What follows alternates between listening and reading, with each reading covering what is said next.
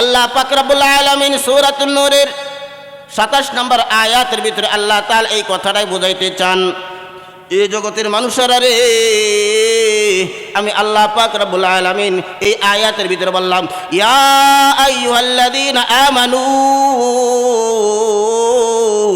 ইয়া আইয়ুহাল্লাযীনা আমানু লা তাদখুলু বুয়ুতান গায়রা বুয়ুতিকুম হাত্তা তাস্তানিসু ওয়া তুসাল্লিমু আলা আহলিহা যালিকুম খায়রুল লাকুম, যালিকুম খায়রুল লাকুম লাআল্লাকুম তাযাক্কারুন।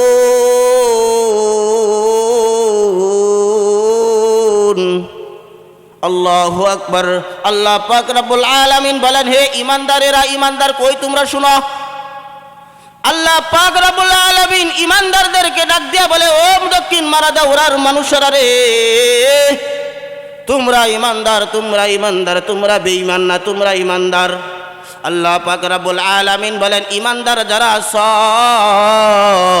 এই ঈমানদার ব্যক্তিদেরকে আল্লাহ তাআলা টার্গেট করে বলে, বেঈমান হইলে কোনো কথা নাই। একটা বিষয় বোঝানোর জন্য বললাম, মা, আপনার সন্তান যদি মাদ্রাসায় থাকে তাহলে আপনার সন্তানের প্রতি উস্তাদের ভালোবাসা থাকবে। আপনার সন্তান মাদ্রাসার ছাত্র হলে দেখবেন উস্তাদ আপনার সন্তানের প্রতি ভালোবাসা দিবে। আর যদি আপনার সন্তান মাদ্রাসায় ভর্তি না করান, স্কুলে ভর্তি না করান, তাহলে আপনার ছেলে ভালো হোক বা মন্দ হোক, এতে টিচারদের কোনো আসে যায় না, মাস্টারের কোনো আসে যায় না, শিক্ষকের কোনো আসে যায় না। এই জন্য আল্লাহ পাক রব্বুল আলামিন বলেন, আমার মুমিন যারা হইবা, মুমিন যারা হইবা, তোমাদের প্রতি আমার আবদার, মুমিন যারা হইবা তোমাদের প্রতি আমার আদেশ, মুমিন যারা হইবা তোমাদের প্রতি আমার আদেশগুলো থাকবে। এই জন্য আল্লাহ তাআলা মুমিনদেরকে বলেন, ইয়া আইয়ুহাল্লাযীনা আমানু, হে ঈমানদারেরা, হে মারা যাওয়ার মানুষেরা রে, হে ঈমানদারেরা রে। আল্লাহ পাক রব্বুল আলামিন এই আয়াতের ভিতরে এই কথাটাই বুঝাইতে চান। আল্লাহ বলেন, ঈমানদার, ঈমানদারেরা ভালো করে শোনো, হে ঈমানদার পুরুষ হও বা ঈমানদার নারী হও, ঈমানদার যুবক হও, ঈমানদার বৃদ্ধ হও, ঈমানদার যুবক ছেলে হও, ঈমানদার যুবতী নারী হও, তুমি যে কেউ হও না কেন, আল্লাহ পাক রব্বুল আলামিন বলেন, ইয়া আইয়ুহাল্লাযীনা আমানু, হে ঈমানদারেরা ভালো কইরা শুনবা।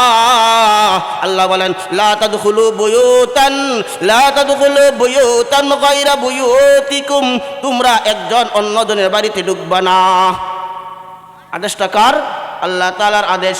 আল্লাহ পাক রব্বুল আলামিন বলেন, লা তাদখুলু বুয়ুতান, লা তাদখুলু বুয়ুতান গায়রা বুয়ুতিকুম, তোমরা একজন অন্যজনের বাড়িতে ঢুকবা না, অন্যজনের ঘরে ঢুকবা না, তোমরা একজন অন্যজনের বাড়িতে সরাসরি ঢুকবা না। ও মা বোনেরা ভালো কইরা শুনবেন, এই আদেশটা হলো আল্লাহর। আল্লাহ পাক রব্বুল আলামিন এই আদেশটা করছেন, কেন করছেন জানেন নাকি? আল্লাহ চান না তোমাদেরকে জাহান্নামে দেওয়ার জন্য, আল্লাহ চান না তোমাদেরকে জাহান্নামের আগুনে পুরার জন্য। আল্লাহ চান তোমাদেরকে এত আদর কইরা বানাইলাম, এত মোহাব্বত কইরা বানাইলাম, এত ভালোবাসা বানাইলাম, আমি চাই না আল্লাহ তোমাদেরকে জাহান্নামে দেওয়ার জন্য।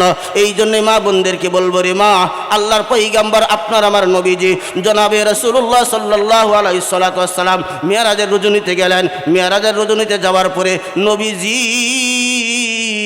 জান্নাতের দিকে তাকাইছেন। কোন দিকে? নবীজি জান্নাতের দিকে তাকাইছেন। নবীজি জান্নাতের দিকে তাকাইয়া নবীজি দেখতেছেন জান্নাতীদের মধ্যে অধিকাংশ জান্নাতীরা হলো দরিদ্র।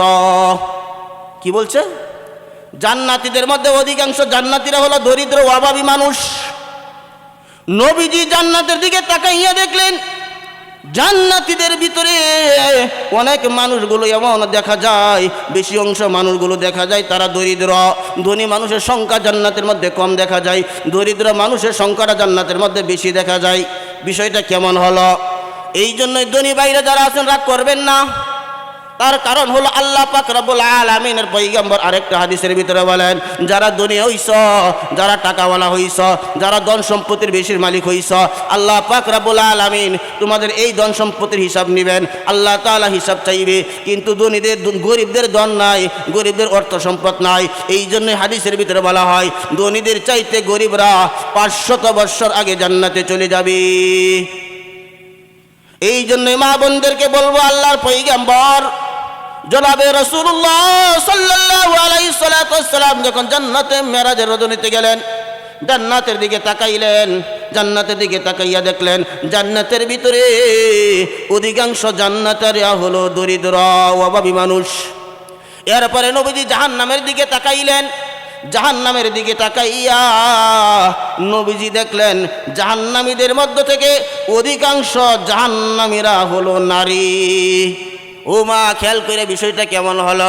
নবীজি জান্নাতে দেখছেন দরিদ্র মানুষের সংখ্যাটা বেশি, আবার জাহান্নামের দিকে তাকাইছেন, জাহান্নামের মধ্যে দেখলেন নারীদের সংখ্যাটা বেশি। নারীদের সংখ্যাটা কেন বেশি হইল? এই জন্যই মা বোনদেরকে বলবো, মা আপনি যদি 4টা কাজ করেন, আপনি যদি 4টা কাজ করেন, বেশি কাজ করতে হবে না। আপনি যদি 4টা কাজ করেন, আল্লাহ পাক রব্বুল আলামিনের পয়গম্বর বলেন তোমরা যদি 4টা কাজ করো তাহলে আল্লাহ পাক রব্বুল আলামিনের পয়গম্বর বাণীর অনুযায়ী তোমাদের জন্য জান্নাত ওয়াজিব হয়ে যাবে। তার মধ্যে একটা হলো আল্লাহ পাক রব্বুল আলামিনের ইবাদত করবা, আল্লাহ তাআলার ইবাদতগুলি করবা। 2 নম্বর হলো স্বামীর সেবা করবা। 3 নম্বর হলো রাসূলের তরিকা মতো চলবা। 4 নম্বর হলো তুমি পর্দা মতো চলবা। এ মা বোনেরা, যদি আপনি আমি এই বিধানগুলি মানতে পারি, আল্লাহর পয়গম্বর বলেন তোমার জন্য জান্নাত ওয়াজিব হয়ে যাবে। এই জন্য আল্লাহ এলাকার মা বোনদেরকে বলবো, রে মা আপনারা যখন বাড়িতে যাবেন, চলে যাবেন, আল্লাহ তাআলা এই আয়াতের ভিতরে দেখেন, এই জন্য মা বোনদেরকে আমার আবদার থাকবে, রে মা আপনার পুত্রবধূর হোক না কেন, আপনার পড়শির বাড়ি হোক না কেন, যে কের হোক গড় হোক না কেন, আল্লাহ যেহেতু নিষেধ করছেন, ইয়া আইয়ুহাল্লাযীনা আমানু লা তাদখুলু বুয়ুতান গায়রা বুয়ুতিকুম হাত্তা তাস্তানিসু ওয়া তুসাল্লিমু আলা আহলিহা যালিকুম খায়রুল লাকুম লাআল্লাকুম তাযাক্কারুন। আল্লাহ পাক রব্বুল আলামিন বলেন, এ ঈমানদারেরা, বেঈমানের সাথে আমার কোনো সম্পর্ক নাই। এই জন্য আজকের এই মাহফিলে আমাদের প্রধান আকর্ষণ মহিলা বক্তা ইনশাআল্লাহ আমাদের মাঝে চলে এসে গেছে। এই অল্প সময়ের ভিতরে আপনাদের সামনে নিয়ে আসবে। মা বোনরা যারা এখনো বাইরে আছেন ইনশাআল্লাহ তাড়াতাড়ি চলে আসেন, কিছুক্ষণের মধ্যে আপনাদের সামনে উনি আলোচনা শুরু করে দিবে। এই জন্য মা বোনদেরকে বলবো, আপনারা অনেক সময় আপনাদের সন্তানগুলিকে বলেন যে সমস্ত সন্তানেরা বাপ মার কথা মানে না, এরকম সন্তান আমাদের সমাজের ভিতরে আছে না নাই? কি বলেন, আছে? যে সমস্ত সন্তানেরা মাকে মা বলে ডাক দিতে কষ্ট লাগে, যে সমস্ত সন্তানেরা বাবাকে বাবা বলে ডাক দিতে কষ্ট লাগে, যে সমস্ত সন্তানেরা মুরব্বীদেরকে সম্মান করতে কষ্ট লাগে, মোট কথা হলো যে সমস্ত অভদ্র সন্তান, এই সমস্ত সন্তানগুলিকে তোমরা অনেক সময় রাগে বলো, অনেক সময় রাগে বলো, যা যা যা তোর মতন সন্তানের আমার দরকার নাই, তোর মতন মেয়ের আমার দরকার নাই, তোর মতন ফুলার আমার দরকার নাই, তোর মতন নাতিনির আমার দরকার নাই, তোর মতন নাতনির আমার দরকার নাই। ও মারে মা, অনেক সময় তো আমরা এরকম বলি কি বলি না? কারণ ওই সন্তানকে আপনি কেন বললেন? কারণ এই সন্তান আপনার সাথে খারাপ আচরণ করলো, খারাপ ব্যবহার করলো, এই জন্য আপনি তাদেরকে এমন ধমক দিলেন।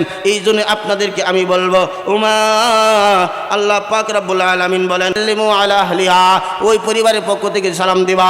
যদি সালামের অনুমতি পাও, সালাম দেওয়ার পরে সালামের জবাব পাও, তুমি সালাম দিলা আসসালামু আলাইকুম, তুমি সালাম দিলা। ও মা, আপনি যখন আরেকজনের বাড়িতে যাবেন এই আমলটা করবেন, এই আমলটা করবেন, এটা আল্লাহর আইন, আল্লাহর আদেশ। নামাজ পড়া যেরকম ভাবে আল্লাহর আদেশ, কি বলেন, নামাজ পড়া যেমন আল্লাহর আদেশ, পর্দা মতো চলা যেমন আল্লাহর আদেশ, রোজা রাখা যেমন আল্লাহ তাআলার আদেশ, এটা হলো আল্লাহর আদেশ। আর একজনের বাড়িতে তুমি যাইবা, যাওয়ার পরে সর্বপ্রথম তুমি সালাম দিবা, এটা হলো আল্লাহ তাআলার আদেশ। আল্লাহ তাআলা বুঝাইতে চান, শিক্ষা দিতে চান, তোমরা যেভাবে মন চায় সেভাবে চললেই হবে না, যেভাবে মন চায় সেভাবে আরেকজনের বাড়িতে গেলে হবে না। সর্বপ্রথম যাইয়া তোমরা সালাম দিবা, সর্বপ্রথম যাইয়া তোমরা সালাম দিবা।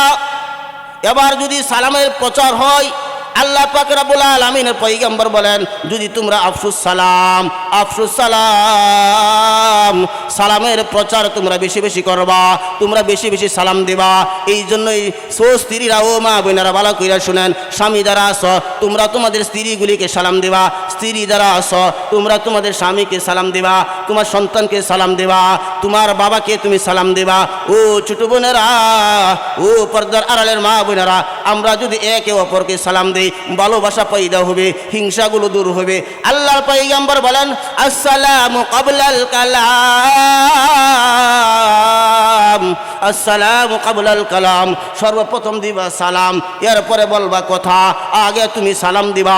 এই জন্যই সন্তানগুলিকে বলবো, ও সন্তানেরা যারা আছো তোমরা তোমাদের মা বাবাকে সালাম দিবা, তোমরা তোমাদের মা বাবাকে সালাম দিবা, মুরব্বীদেরকে সালাম দিবা, বড়দেরকে সালাম দিবা, ছোটদেরকে সালাম দিবা।